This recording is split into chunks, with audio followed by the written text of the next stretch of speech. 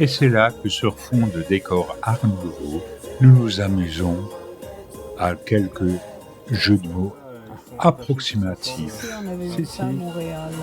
Ouais. On avait trouvé ça curieux. Je crois qu'on est à Sainte-Anne-de-la-Pérade, je pense. C'est ça, ouais. Sainte-Anne-de-la-Pierrade. De la pétarade. Non, de la Pierrade.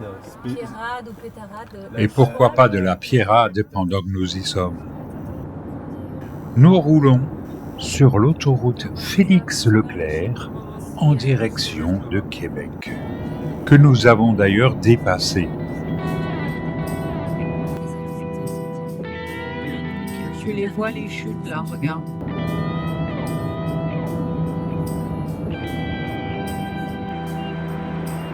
La chute Montmorency est située à l'embouchure de la rivière du même nom, c'est-à-dire Montmorency, où elle se déverse par le rivage en falaise dans le fleuve Saint-Laurent vis-à-vis de l'extrémité ouest de l'île d'Orléans.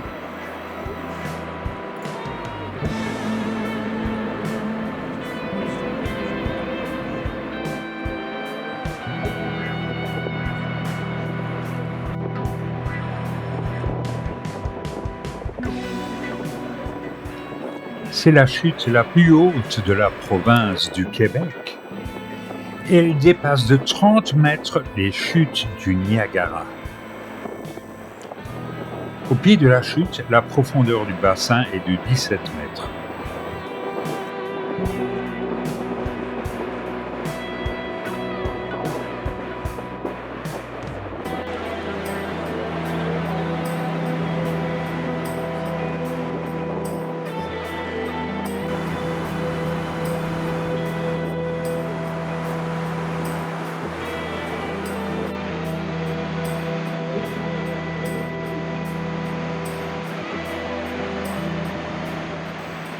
Des escaliers de 487 marches permettent d'observer la chute sous différents angles. Un pont suspendu relie les deux côtés du parc.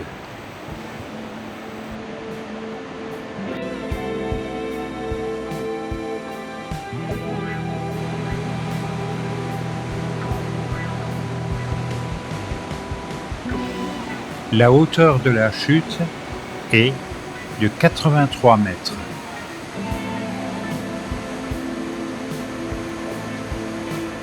Et là, je suis précisément à l'endroit où se forme chaque hiver un piton de glace qu'on appelle tout simplement le pain de glace.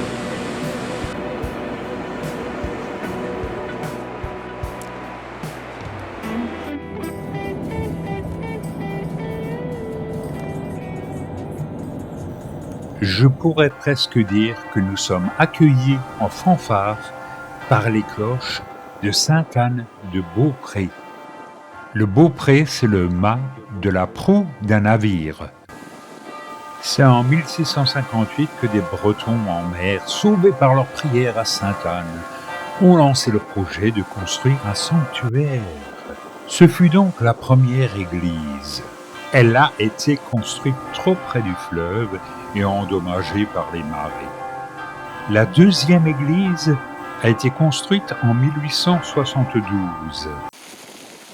Malheureusement, elle a été détruite par un incendie en 1922 et la statue en bois doré représentant Sainte-Anne qui trône au sommet de la façade a été récupérée et réinstallée. L'église actuelle a été construite dès 1923. Elle a été construite dans un style néo-roman, avec des proportions gothiques toutefois, et beaucoup d'emprunts aux mosaïques byzantines.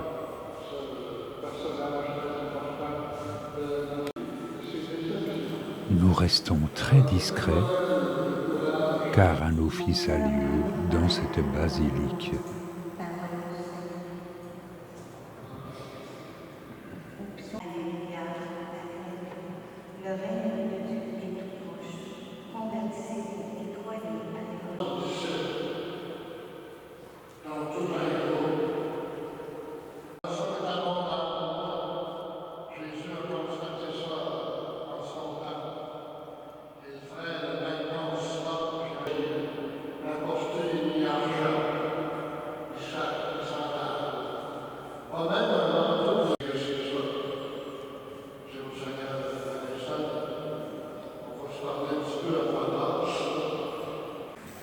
Une statue de Sainte Anne en bois polychrome se situe dans le transept nord.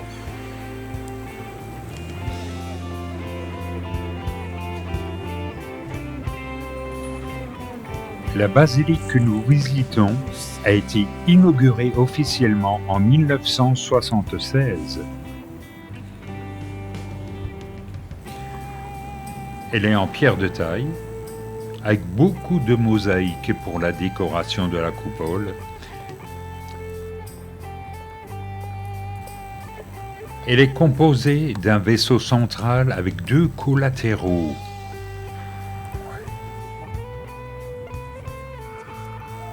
Huit chapelles sont desservies par le déambulatoire qui entoure le chœur et l'abside, disposés en hémicycle.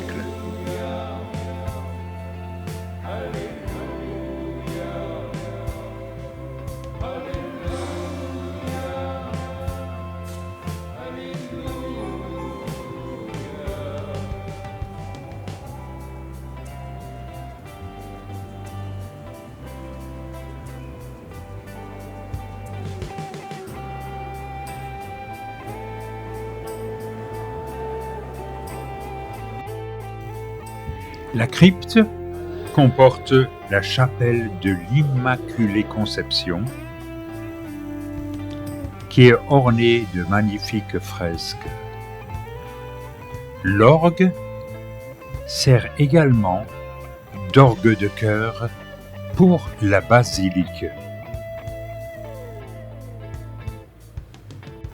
On constate aussi que la population autochtone est très largement représentée sur ces magnifiques fresques, tandis que de petits cartouches de mosaïques représentent des papillons, des oiseaux et des fleurs. D'un point de vue technique, on remarquera que l'éclairage à 60 Hz ne correspond pas tout à fait à nos caméras vidéo qui fonctionnent à 50 Hz.